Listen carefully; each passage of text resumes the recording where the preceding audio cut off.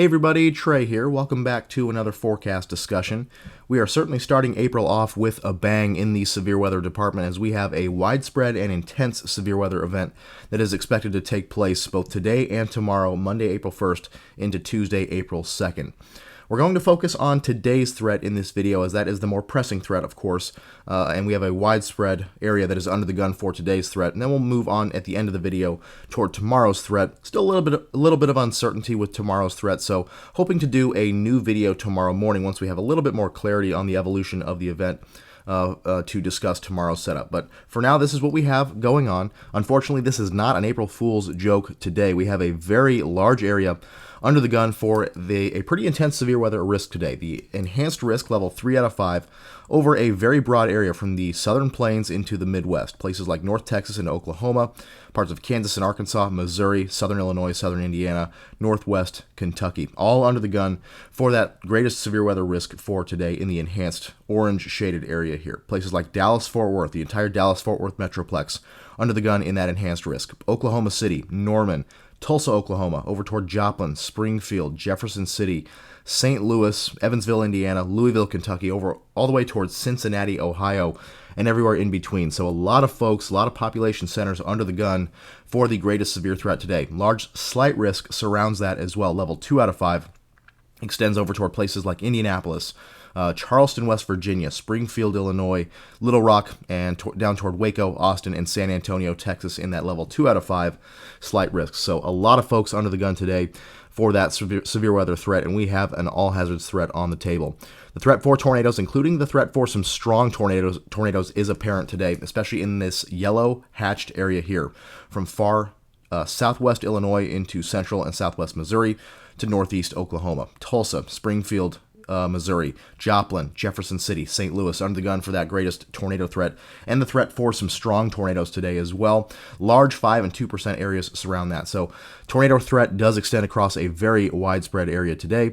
Damaging wind also going to be a threat, 30% area from southeast Oklahoma northeastward into the Midwest, into northern Kentucky. And then the large hail threat. Large to giant hail is going to be a big threat today. You can see a very, very broad hatched region here, both 15 and 30% hatched areas. So the threat for 2, 3, 4, maybe even 5+ inches in diameter hailstones is certainly on the table for today, especially in the red stippled area you see here from south central Illinois, central to southwest Missouri, into much of the eastern half of Oklahoma and North Texas. Does include the Dallas-Fort Worth metroplex and the Oklahoma City metroplex, as well as Tulsa, Springfield, Missouri, Joplin, Jefferson City, St. Louis. So very large hail, a likelihood today with these storms. We have a very ripe environment for some giant hailstones today. So large hail going to be the main threat with this setup, along with tornadoes and damaging wind. Really not the main threat. That all severe hazards are going to be on the table for today in some capacity, and some of those hazards could be intense. This is what we have going on for tomorrow. I'll be honest here, I was a little perplexed with this particular outlook. I thought for sure they'd extend the risk northward into parts of northern to north central Ohio, into Indiana. But for now, this is what we have. The enhanced risk centers across much of Kentucky into Tennessee, far northern Alabama, and northeast Mississippi. With the threat for all severe hazards as well. Tornado threat, at least at this point on this outlook, maximized from central Kentucky down into central Tennessee, places like Bowling Green and Nashville, with 2 and 5% areas surrounding that. Also a damaging wind and large hail threat tomorrow. I think the damaging wind and tornado threat going to be the greatest threats for tomorrow. And folks in the northern parts of Ohio, northern half of Ohio into Indiana, definitely would stay alert. Would not be surprised to see this risk area shifted a little bit farther to the north and northwest in subsequent outlooks, especially this enhanced area as well. Seeing some model runs that are indicating potentially a greater severe threat than is currently forecast here across this region. So keep in mind that as we go forward over the next day or two. And we have an update on the day 2 outlook coming here in a few hours. I'm recording this at about 8:30 a.m. here this morning on April 1st, Monday. So just keep that in mind. But again, we're going to focus today's video on today's threat, which is, again, very widespread. Lots of folks under the gun for today's threat. So with that intro out of the way, let's go ahead and dive into the data. We'll dive right into our upper air data here. Once again, we're recording this at about 8:40 a.m. this morning. So this is what we have going on right now. 500 millibar map on the SPC mesoanalysis page. Very deep digging, positively tilted trough centered across the western half of the country. You can see that positively tilted axis there, tilting toward the right. That means we have a positively tilted trough. We've talked about the difference between positively tilted and negatively tilted troughs in the past. With negatively tilted troughs, you have a lot more robust low-level response, and that is often the case in these stronger tornado outbreaks. When you have a very strongly negatively tilted trough, you get a stronger low-level response. That means stronger low-level and deep layer shear for tornadic supercells. In this case, we're going to have a little bit more of a nebulous surface pattern here, but this trough is still very, very potent, and we actually will start to develop a little bit of a lead shortwave here. You can start to see a little bit of evidence of that here across western Mexico, a little bit of a separate jet streak from the main belt of flow rounding the base of this trough, a little bit of a ripple here. That may be terrain induced, but we should see this start to make its way into the southern plains as we go into the afternoon today, and that should be the focus for storm initiation here across southeast Kansas into Oklahoma. Over here to the east, a little bit of ridging, but we should have strong flow rounding the top of this ridge here this afternoon, and perhaps a few ripples in the flow. We'll take a look at some model data here in a second that could initiate storms here along the warm front farther to the east. And as you might expect, we have strong southwesterly flow that's been traversing the Rockies for quite some time now, so we should have pretty decent surface cyclogenesis underway at this point, and that is exactly what we have going on. Broad surface low that has developed from the central plains down to the south. Kind of a nebulous surface pattern, as we talked about. A couple different potential centers here, not really a tightly wound surface low, and that is somewhat to do with the geometry of the mid and upper level trough. Again, if we had a nice tightly wound, compact, negatively tilted trough, we might have a stronger low-level response here, much tighter surface low, but that's not really the case with this particular setup. We have a little bit more of a strung-out, positively tilted trough, and that means we have a little bit more of a nebulous surface response. Now, just because we have a positively tilted trough and a more nebulous surface response does not mean significant severe weather is impossible. We are certainly going to see some compensating factors here today, which we'll go into in just a second. So overall, the pattern does support severe weather. We'll have plenty of forcing here going into the late afternoon and early and evening hours, and overnight as well, as that shortwave trough and the overall positively tilted trough moves off into the central portion of the country. Plenty of forcing for severe storms here, especially we'll take a look at our surface features here in a second, which will focus the storm initiation going into the afternoon and evening tonight. Here we are at 850 millibars, low-level jet. We do have a bit of a low-level jet in play. Once again, if we don't have that tightly wound low-level cyclone here to really focus that low-level jet.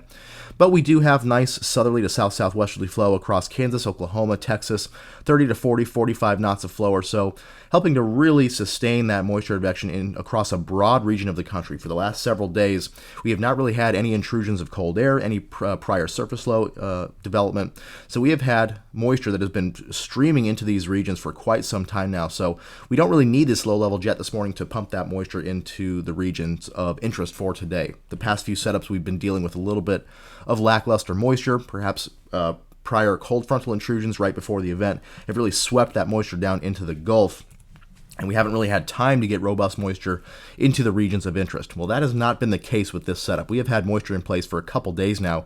Yesterday we had our moisture all the way up into the Midwest, and that is continuing into today. We'll have a broad swath of low-level moisture to deal with, for a lot of real estate for these storms to work with today, and a very juicy low-level air mass over a broad region. That means a broad region of severe threat as a result, and that's exactly what we've had reflected in the forecasts so far. So here is our surface data. We'll start off in the southern plains sector for now, and then we'll shift off to the northeast to see how that's going. But you can see broad area of 60s to even 70s dew points down here, some splotchy 70s dew points down into south central Texas, with a lot of low to mid 60s here up into Kansas and southwest Missouri. Oklahoma City sitting right at 65 degrees dew point this morning, with more robust moisture just to the south. DFW at 66 degree dew point, so plenty of low-level moisture here. Surface winds definitely already out of the south and southeast to help continue that moisture return as we go into the day. Little bit of a surface low center perhaps up here. You can see the counterclockwise flow around this center somewhere just to the south of the Dodge City area. Maybe another center down here across the Texas South Plains. But overall, a broad surface low here. Southerly flow out ahead of that broad surface low, going to help continue that moisture return into a broad region for today's threat. Let's go off to the north and see what's going on here. Let's take a look at our EVV sector here. So this is going to be our Midwest sector. You can see 60s dew points well up into Missouri, southern Illinois, southern Indiana for now. So plenty of moisture over a very broad region. That means a lot of real estate for these storms to deal with. Our warm frontal zone looks to be draped somewhere right in here. You can see the clear wind shift out ahead of the developing surface low. Southerly winds to the south, more easterly flow off to the north with cooler temperatures, lower dew points. So our warm front's certainly in here. That may lift a little bit off to the north as we go into the afternoon today as that surface low tries to tighten at least a little bit out across the southern and central high plains. But we should not see too much northward advance of this surface low given the somewhat more modest low-level response with this overall setup. But this trough, this warm front should lift maybe a little bit northward as we go into the afternoon today, and that could be a focusing boundary for severe weather and any storms that track along it later this afternoon. But to the south of this, very broad warm sector for storms to work with. So let's go ahead and look at some soundings from this morning. 12Z soundings coming in as we speak. This is the Norman sounding. Norman, Oklahoma, 12Z, so 7 a.m. Central Daylight Time this morning. And this, if you were to look up loaded gun sounding in a textbook, this might be something that you'd see. Classic loaded gun sounding. Moisture depth is a little bit on the shallow side today, 67 over 65 at the surface, but you can see that it does not extend that high above the surface. Well below 850 millibars here is those two, the red profile, which is our temperature profile, and the green profile, our dew point profile, do not extend that far off the surface. So very shallow moisture beneath a very stout capping inversion here. You see a very stout warm nose there, right about 850 millibars, probably some semblance of elevated mix layer that has been pumped into this region atop the low-level moisture. That is going to help, given how stout this capping inversion is, that's going to help hold off storm development for much of the day, especially across southern portions of the risk area. We also do have some cloud cover that we're dealing with this morning. Here's our visible satellite imagery as we speak. And you can see quite a bit of cloud cover here over the southern portions of the risk area. That should continue for a while as we continue to get these high clouds you can see streaming in out of the southwest ahead of this upper trough moving in. And some of the low-level clouds moving. You can't really see it here on this satellite image, but our low-level flow out of the south and south-southeast. So we definitely have a lot of shear in the atmosphere, but lots of cloud cover at this point, which, coupled with the strong capping inversion in place, should hold storm development off until late this afternoon, probably around 4 to 5 p.m. farther south along the dry line here across portions of Oklahoma into Texas. Farther to the north, perhaps a little bit more impetus for storms a little bit earlier. We'll talk about that here in a second, but for now, and based on the timing of the wave as well, once this short wave gets going out ahead of the main positively tilted trough, we'll start to see that as you'll see it in some of the model data here. That's going to start to impinge upon the southern plains and our area of interest, probably in the late afternoon hours as well. So the timing of the forcing, the fact that we have a very stout capping inversion in place, and some cloud cover to deal with, that's going to hold storm initiation off until late afternoon, I think, at least probably 4 to 5 p.m. across areas of Oklahoma into Texas. Again, farther north, we may see a little bit earlier storm initiation. We'll get to that here in just a second. But very much a loaded gun sounding. Instability, elevated instability at this point atop this very stout capping inversion, low-level moisture, just an overall classic loaded gun sounding. Even though this capping inversion is quite stout, we should see full erosion of that cap by late afternoon, given the strong forcing in play, given some heating once the cloud cover starts to break, and the continued moisture advection at the surface. We should see this profile moisten a bit and allow us a very unstable profile to support surface-based robust convection this afternoon and evening. Strong deep layer shear for supercells already in place. That is expected to continue to increase as we go into the afternoon. Low-level shear going to be on the lower end of many typical events here in the spring. And so that already we're starting to see some clues that this might be a significant hail event. Once we get this profile destabilized, we should have plenty of instability for robust updrafts, lots of mid-level instability centered around the freezing level there, and we should see limited low-level shear for much of the day. Now that is going to change as we go into the evening, so we'll talk about that here in just a second as well, but for much of the afternoon, we should see mostly a large to giant hail threat, given moderate instability and weak low-level shear and strong deep layer shear, especially strong mid-level shear, but strong deep layer shear for supercells and a more discrete mode here with southern extent. Here we are at Fort Worth. That capping inversion is very, very stout, even more stout than at Oklahoma City. Very stout warm nose there, but again, that should erode as we go into the afternoon. A little bit stronger capping, perhaps, hanging on farther south into Texas, so the storm threat into Texas may be a little bit more isolated, given a little bit stronger capping and a little bit less forcing farther south. But we still could see a few isolated storms develop from North Texas southward into the Texas Hill Country. Let's take a look off to the north. How about Springfield, Missouri? Much of the same, very much a loaded gun sounding, a little bit more low-level curvature in the hodograph, a little bit more veering of those low-level winds with height. Low-level shear is expected to maximize across this region today, across the warm frontal zone, Missouri into southern Illinois, southern Indiana. So we could see a slightly greater tornado threat develop here. But again, farther south, even though we will start off with weaker low-level shear, that should change as we go into the evening hours today to ramp up the tornado threat in southern portions of the risk. All right, let's dive into some model data. This is the 12Z NAM that is coming in hot off the press this morning, just a few frames in as we're recording this video just before 9 a.m. So we're getting some fresh model data here for this video. Here we are at 500 millibars, as we talked about that very broad, high amplitude, positively tilted trough across the western portion of the U.S. A little bit of a stronger belt of flow there out ahead of the main trough axis associated with that little bit of a developing shortwave on the leading edge. You'll see as we go forward with time here into this afternoon, that little bit of a shortwave develops, and it starts to impinge upon parts of Oklahoma into North Texas by late this afternoon into early evening. You can see a little bit of curvature there in the height contours there across western Oklahoma associated with that little bit of enhanced flow there. That is a little bit of a shortwave, and that should be our impetus for severe storm development farther south along the dry line here across Oklahoma into Texas this afternoon. Farther to the northeast along the warm front, we are under the influence of a little bit of ridging here. You can see the ridge setting up across the Gulf of Mexico with that kind of clockwise flow around it. So at first glance, you might expect that this would not be favorable for severe storm development up in this area of the risk. But we do have that stronger belt of flow starting to impinge upon that warm frontal zone across Missouri, southern Illinois, and Indiana. Farther to the east, forcing is definitely a little bit more limited, but we could have strong warm advection during the day as that surface low tries to tighten up a little bit. We'll look at the surface pattern here in just a second. Plus, our flow aloft is kind of parallel to the warm frontal boundary. So that should be enough to allow for some storms to fire here out ahead in the open warm sector near that warm front going into the afternoon hours today.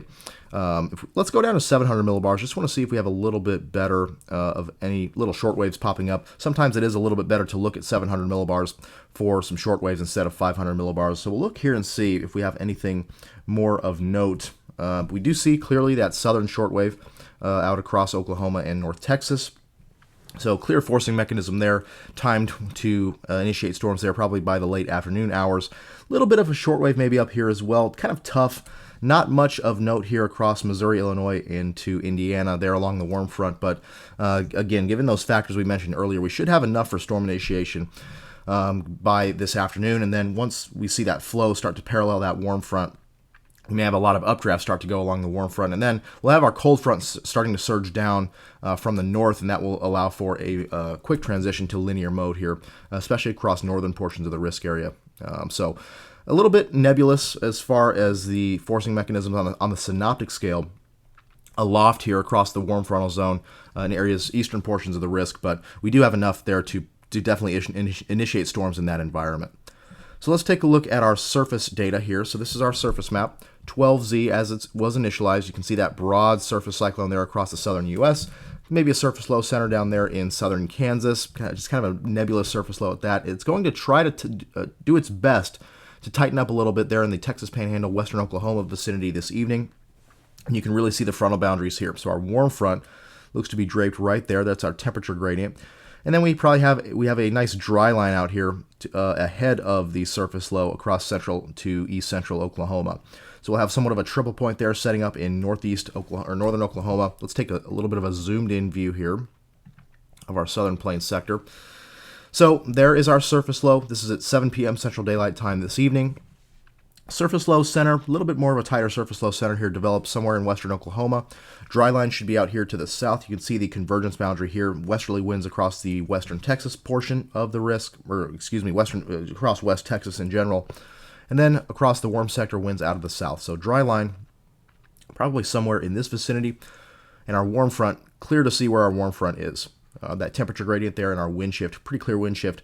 And that'll be that cold air starting to come in. So that eventually will start to surge as a cold front as the colder air starts to take over there going into this evening. But clear triple point there across northern Oklahoma could be a focus for storm development here. The NAM may be a little bit far west compared to other models. Let's see where the moisture is on the NAM.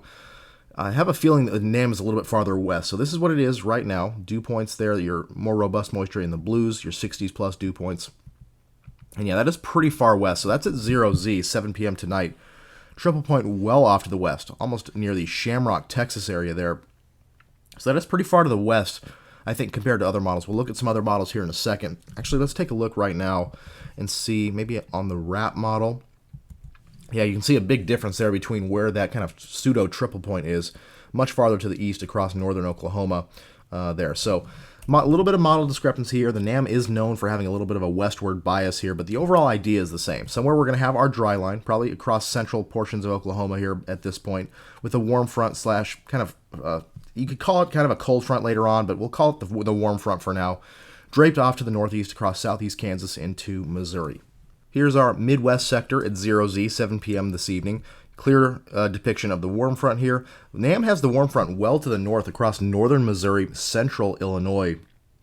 So that is interesting that models are in this particular model run is indicating perhaps a little bit farther northward advance of the warm sector. You can see here up to the north a little bit more nebulous, not really a tight surface low as well. Our main surface low is definitely going to be down here in western Oklahoma, but our warm frontal boundary going to be our focus for storms here this afternoon, and probably some warm advection storms here in the open warm sector as we go into the afternoon hours today. Here's our moisture. As we go there, you can, clear depiction of the warm front, and then eventually we'll start to see that cold air win out and start to really plunge that warm sector east and southeastward going into the day tomorrow. And again, we'll get to tomorrow here in just a little bit, but you can see here, let me zoom back out, how broad of a warm sector we have for this severe weather event today. Lots and lots of real estate for these storms to take advantage of. And usually when you have these broad warm sectors, lots of real estate, you have a broad severe threat, and that's exactly what we have going on today. That's why our severe weather risk is covering such a broad area of the U.S. today. It's because we have such a broad warm sector to deal with, and that is not something we've seen in our last few setups. We've been definitely moisture starved for a lot of the setups this year. Not the case this time, as we've had several days of unimpeded moisture return to set up this broad warm sector across the central and southern U.S. So let's try to zoom in here if the if the COD will allow me. Not really, there it goes. So let's go and take a look at some soundings here. So this is going to be at 21Z. We'll take a sounding here out across, probably, let's take one here, Oklahoma City. Take one there into kind of the Wichita Falls area. We'll go 21Z. Just ahead of the dry line, try to get an idea of the environment initially along this portion of the dry line. Then we'll go up here to the Midwest in just a second. So this is Oklahoma City, 21Z, 4 p.m., plenty of instability. Lots of instability in the mid-levels around the freezing level. So plenty of instability for robust updrafts. Our wind profile definitely leaves something to be desired, at least for tornadoes. Negative storm relative velocity in the lowest few kilometers of the atmosphere. That means we have a much more favorable environment for large hail. Very limited low-level shear, and lots of, definitely an indication that we'll have a large hail threat here. With this much instability and this limited low-level shear, strong deep layer shear for supercells, mind you. We have effective bulk shear almost approaching 70 knots there, so plenty of shear for supercells. And that is going to foster a large to very large hail threat in this setup. Down by Wichita Falls, much of the same, a little bit stronger instability farther to the south. A little bit stronger capping, as we mentioned, farther to the south. But again, the NAM may be a little bit too cool with its surface temperature as it usually is there. So this is a pretty textbook environment for large hail across the southern portions of the risk area. So that is going to be the main threat going into the afternoon hours in that particular portion of the setup. How about up here in the Midwest? We'll take a look, probably here we'll do one in southeast Kansas, and then we'll take one here close to the warm front there in northern Missouri, and then we'll take one kind of out in the open warm sector, kind of south central Missouri there.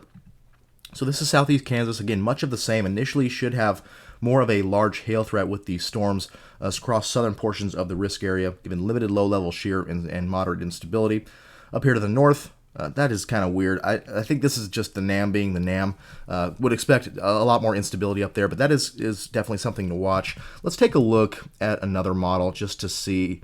I have a feeling that is just the NAM being the NAM. Very poor thermodynamics up there across Missouri. Let's take a look at the WRAP model to see how it handles the thermodynamic environment up in northern portions and eastern portions of the risk. That is interesting that the RAP is also showing fairly limited instability up there, up in central Missouri, up there closer to the warm front. So definitely something of a head scratcher there. I hate using the GFS at this short of a range, but this will be the 6Z GFS, but this is a little bit perplexing why we don't have a lot of instability up there just along and south of the warm front. So let's see the GFS. Yeah, that's a little bit more what I would expect. Here, this is the 6Z GFS, and again, I don't like using the global models here this close to the event, especially the GFS and the Euro. I like to start using the short range models if we're looking at any model data up close to an event, but this is a little bit better of a depiction. 1300 joules per kilogram mixed layer CAPE, 73/65 at the surface, and a lot more low-level turning, the lowest few kilometers of the atmosphere. Lowest kilometer or so, not much turning at all, so that would not really support a really robust tornado threat, but plenty of low-level curvature there overall in the lowest 3 kilometers or so, nicely veering and strengthening winds with height. So that would foster a tornado threat with any storms that can fire. I do think the NAM and the RAP are a little bit out to lunch as far as the thermodynamic profiles up there across northern and eastern portions of the risk, at least initially. Let's go back to the NAM here, 0Z. Take a couple soundings here close to the warm front. We'll take one right there at St. Louis, how about, and then one farther back to toward Joplin. And then we'll go down to our southern plains sector here and see if we can look at maybe one. We'll take one right near the Oklahoma City area there as well. So this is up in Missouri. NAM showing a much, not really a favorable look for tornadic activity up there. And this was a little bit different from what it was showing previously. We had a little bit stronger low-level shear to deal with.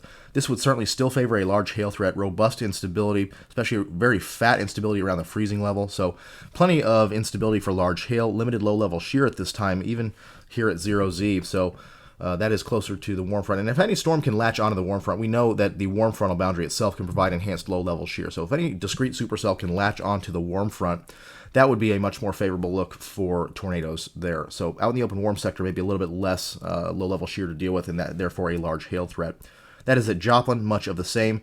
Here we are at Oklahoma City, and this is definitely intriguing. This has kind of been a flip-flop from what we were seeing with models over the past couple of days, where we had a little bit stronger low-level shear in northern portions of the risk, and in the southern portions of the risk, a little bit less low-level shear. The NAM's starting to pick up on a little bit more low-level curvature in the hodograph. You can see a little bit stronger veering and strengthening of the winds in the low levels of the atmosphere, approaching 200 meters square per second squared effective storm relative helicity here at 7 p.m. at Oklahoma City. Robust instability, 2,300 joules per kilogram mixed layer CAPE. Solid low-level instability as well, about 100 joules per kilogram of 0 to 3 kilometer CAPE, 73/67. This is certainly a profile that's starting to give some tornadic vibes here for sure. Still probably a large hail threat continues, somewhat limited low-level shear still, but this would definitely start verging on a little bit more of that parameter space where you'd expect to see maybe a little bit more of a tornado threat, which is definitely interesting. How about here along the Red River? We'll take one down here toward the Ardmore area, maybe one into north central Texas. You can see the 70s dew points there starting to creep in as well. So rich moisture with this particular setup. A little bit stronger capping here down to the south as well. I think this is just the NAM being the NAM as well. I don't think we'll have this strong of a capping inversion left with that forcing coming in, but forcing is a little bit weaker farther to the south. And so we could see a more isolated threat going down as far with southern extent into Texas, but still plenty of ingredients there for a large hail threat with those storms and perhaps some damaging winds as well. Quick discussion on storm mode here. Here's our dry line. That's a pretty good looking map here. There's our warm front dry line, triple point there right in western Oklahoma on the NAM. Again, that might be a little bit far west, but we'll just have to wait and see. But our dry line overall, mostly north-south here. Let's take a look at our shear vectors with respect to the initiating boundary, which will be the dry line in this case across Oklahoma and Texas. So there are our shear vectors very much perpendicular to the initiating boundary, kind of that perfect sweet spot angle between the initiating boundary, which is the dry line, and our shear vectors. So definitely expecting to see a bit of a discrete mode here for probably a few hours, I would suspect. We do have stronger forcing moving in ahead of that shortwave, but I do like the orientation of the shear vectors with respect to the initiating boundary. Should give us a decent window for discrete activity here, and with southern extent, especially with a little bit more capping staying a little bit more stubborn down there, we will likely have a more discrete mode down here into Texas and southern Oklahoma. So Definitely a more persistent, discrete mode there into southern Oklahoma. Up to the north, you can see how our warm frontal boundary looks like that, and our shear vector is very much along that boundary. So we could have a lot of training updrafts here and a lot of storm interactions along the warm front, which I think is going to limit the overall window for discrete storms up here. If we can get some more warm advection storms here in the open warm sector, then they would have a little bit better chance of staying discrete. But along the front itself, I think we may have a pretty quick transition to a more messy mode, given that our shear vectors are very much almost perfectly parallel to that warm frontal boundary, which is going to be the focus for convection. So I do think the trade-off here to the north may be a little bit more favorable. Low-level shear right along the warm front, but I think your storm mode is going to degrade pretty quickly along that warm frontal boundary. So that's what we're dealing with here. Kind of a very complex threat for sure. Not really a cut and dry threat at all. We go into the evening hours here, and that cold front really starts to surge in and push that warm sector off to the east. By probably early to mid-evening, we should start to see that cold front and dry line surge east a little bit, and that will allow for the mode to degrade here in the southern portions of the risk into more of a line as well as it moves off into eastern Oklahoma. Now, one of the things here that has kind of ramped the tornado threat up over the past couple of model runs is the fact that our low-level jet has been progged to be a little bit stronger. So this is our low-level jet right now. Again, a little bit of a plume, and I'll back this out here to our CONUS sector so we can get a broad-scale view. So again, this is on the 6Z NAM here. So let's go back to the 12Z. My apologies for that, but much of the same kind of a solution here. So this is our low-level jet. You can see it's kind of off to the east at this point, displaced from our actual boundaries there. So that might be why we're dealing with a little bit less low-level shear here. But notice what happens here with the NAM. By 0 to 3Z, we start to see a really rapid ramp up in the low-level jet across southern portions of the risk area. And that includes here down toward Oklahoma City, down south to Dallas-Fort Worth. We start to see that low-level flow really ramp up here as the low-level jet starts to strengthen here.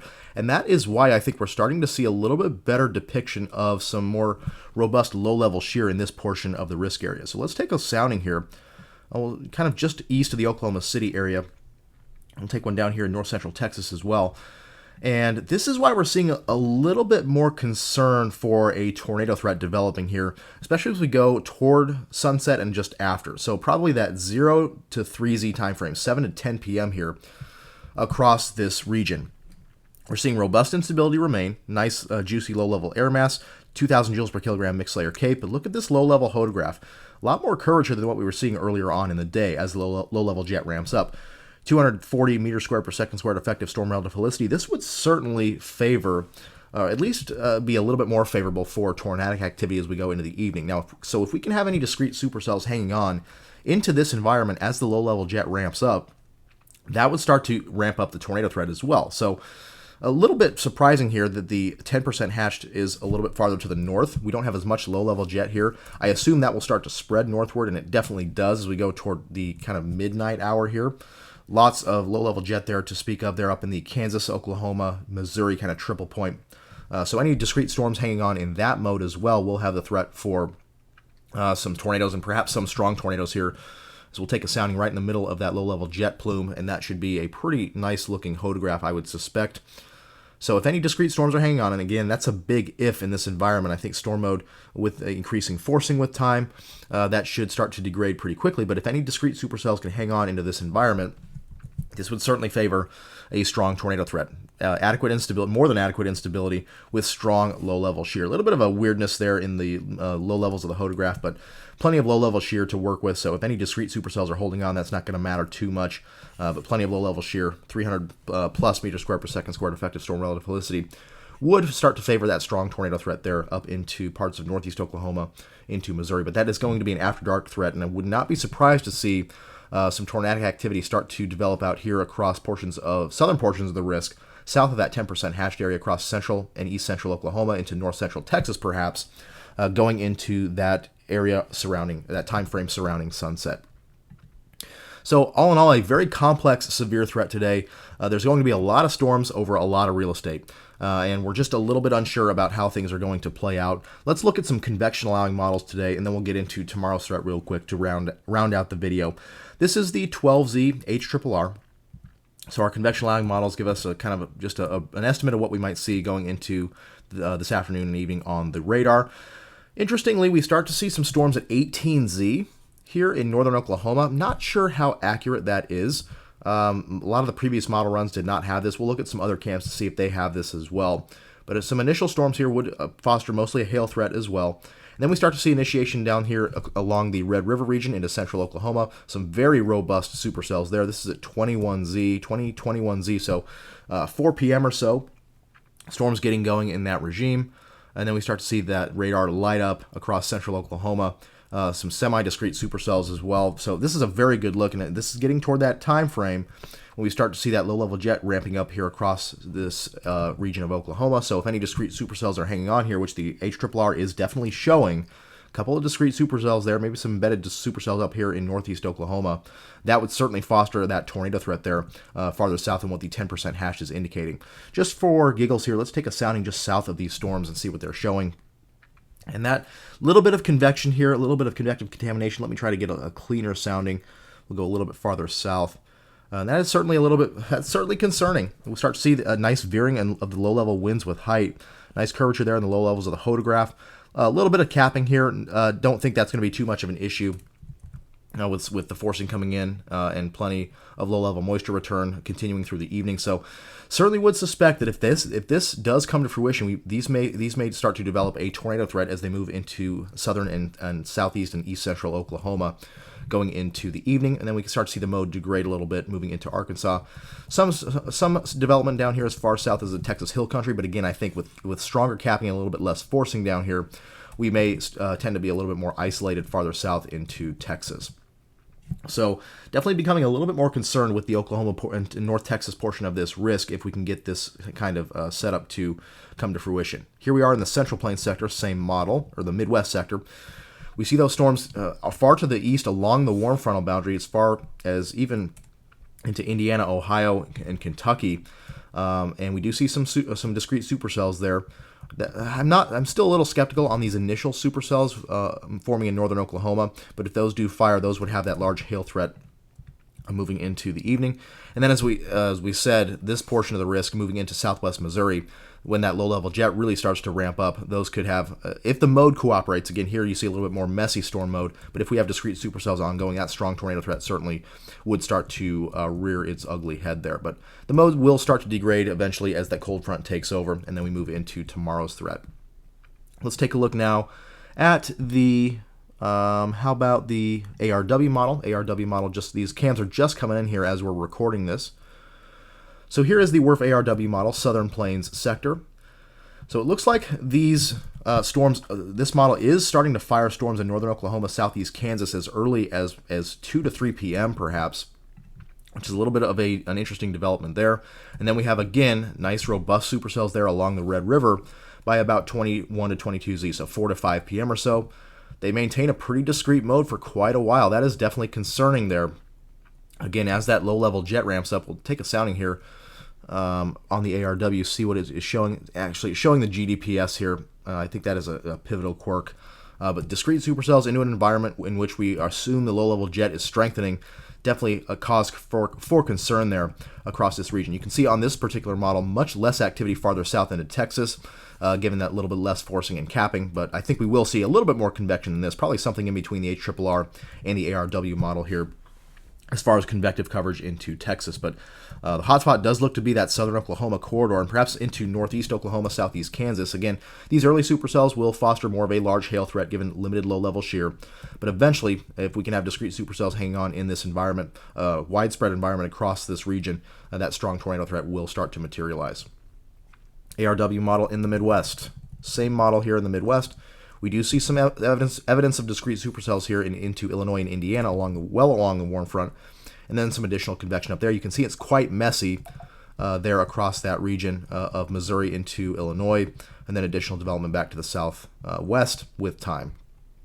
So these cams are on pretty much the same page here. Again, this is a complex setup, so not expecting them to really hammer in on those details perfectly, but we are starting to see a pretty similar solution among the models. This is the NSSL WRF model.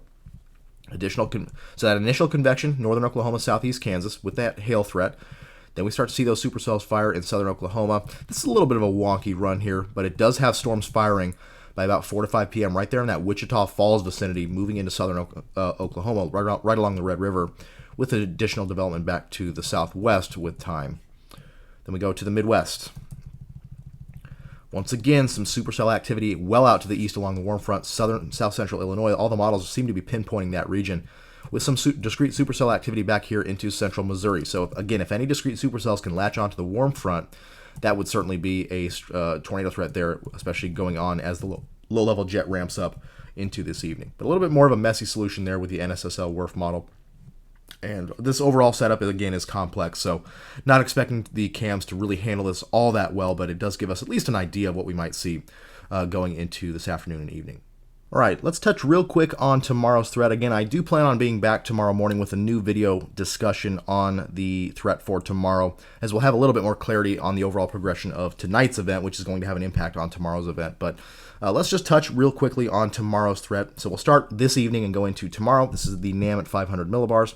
You can see that little shortwave ejecting off to the northeast, starting to take on a little bit more curvature there as it moves into the Midwest by tomorrow afternoon. A little bit of a nice little shortwave there, belt of slightly enhanced flow, a little bit of a jet streak there moving into Illinois and Indiana.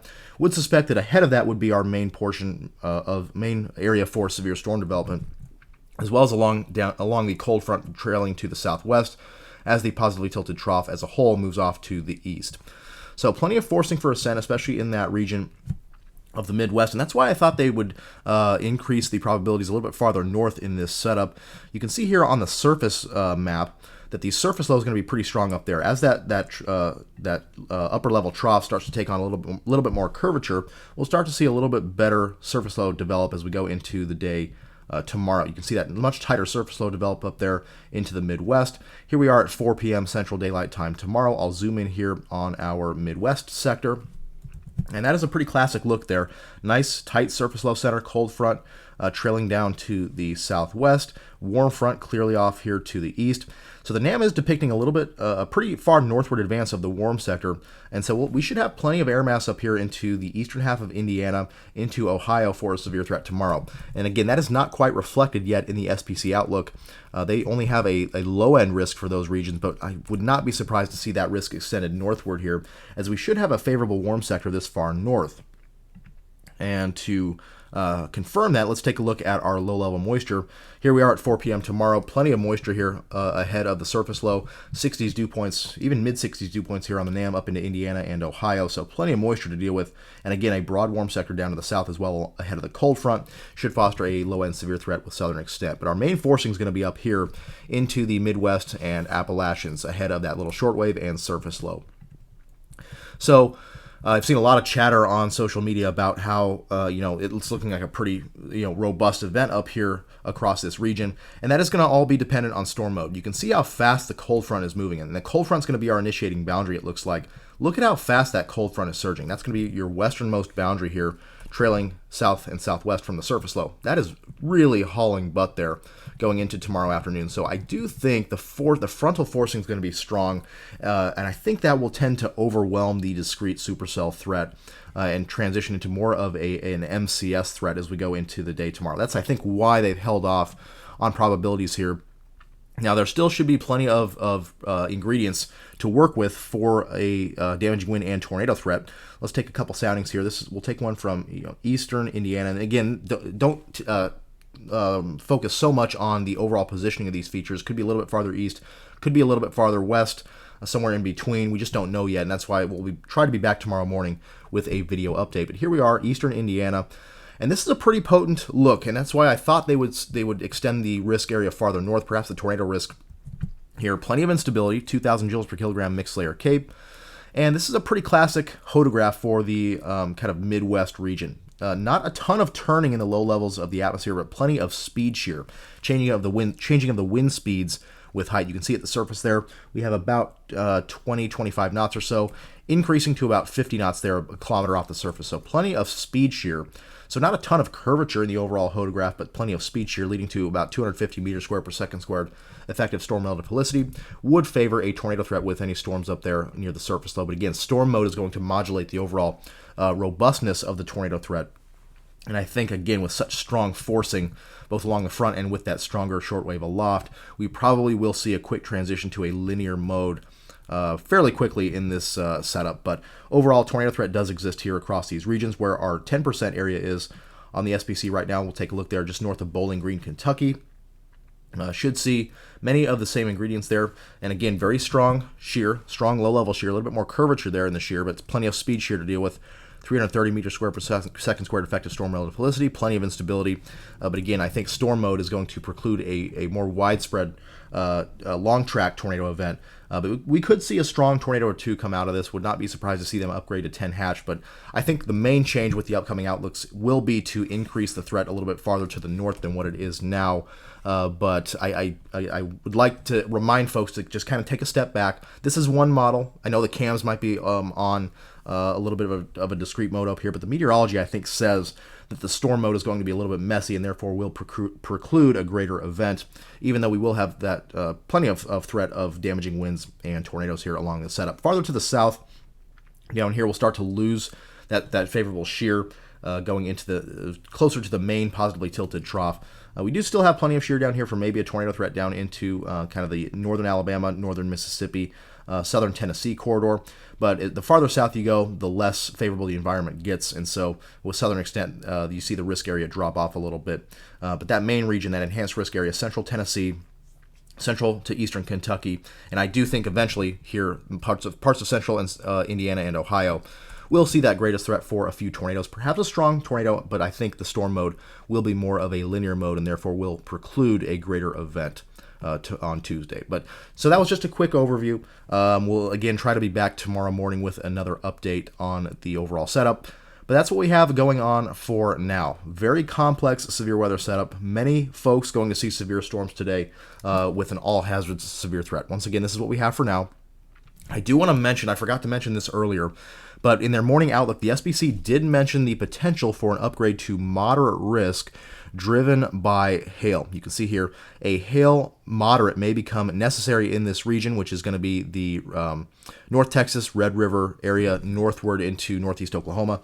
A hail moderate risk may become necessary in this region if mesoscale trends and post-12Z guidance become better focused on timing and density. So do not be surprised if we see the red Sharpie come out here for especially southern portions of the risk area driven by large hail. And again, that's going to include portions of North Texas, the eastern half of Oklahoma into the Ozarks, southwest Missouri. Could see that upgrade to moderate later. But for now, we have an enhanced risk, level 3 out of 5 in the orange shaded region here. So places like Dallas, Fort Worth, Oklahoma City, Tulsa, Jefferson City, St. Louis, over toward Louisville, Cincinnati, under the gun for that greatest severe threat today. All hazards on the table. Tornado threat, could see a few strong tornadoes today.